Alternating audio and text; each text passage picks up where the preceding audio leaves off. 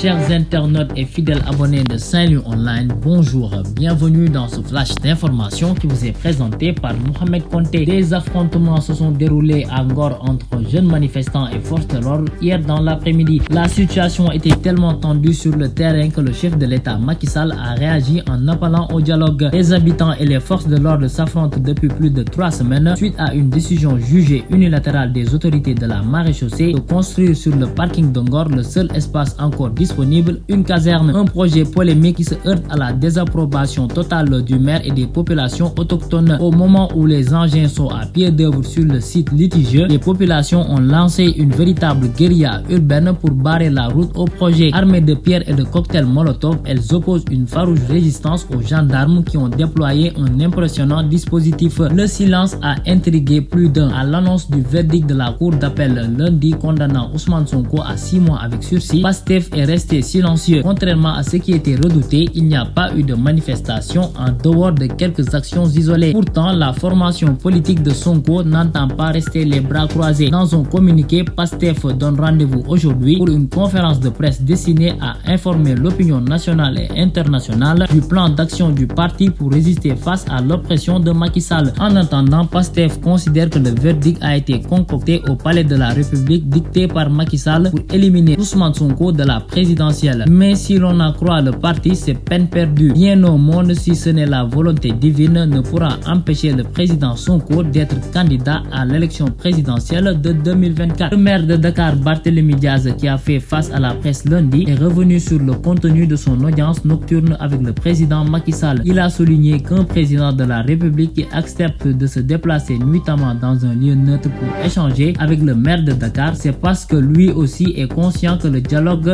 est nécessaire. Ceux qui sont là aujourd'hui à s'agiter, s'exciter, sachent que le président Macky Sall est disposé à dialoguer de façon sincère jusqu'à ce que l'on constate le contraire, a-t-il ajouté, rappelant que Macky Sall est un président sortant. L'édile de Dakar a indiqué que lorsque le chef de l'État lui a demandé les points sur lesquels l'opinion souhaiterait des concertations, il a cité les cas Khalifa Sall et Karim Wade, l'affaire Ousmane Sonko, la question du 3e mandat, le parrainage, la libération des détenus politiques et les bulletins uniques, entre autres points. C'est au terme de cette audience que j'ai appelé Ousmane Sonko et Khalifa Sall, a ajouté le maire Dias qui se dit être un pur produit de l'opposition sénégalaise. Voilà, c'était tout pour ce flash. Restez connectés au programme de Saint-Louis Online. Continuez à liker et à vous abonner. D'ici là, portez-vous bien.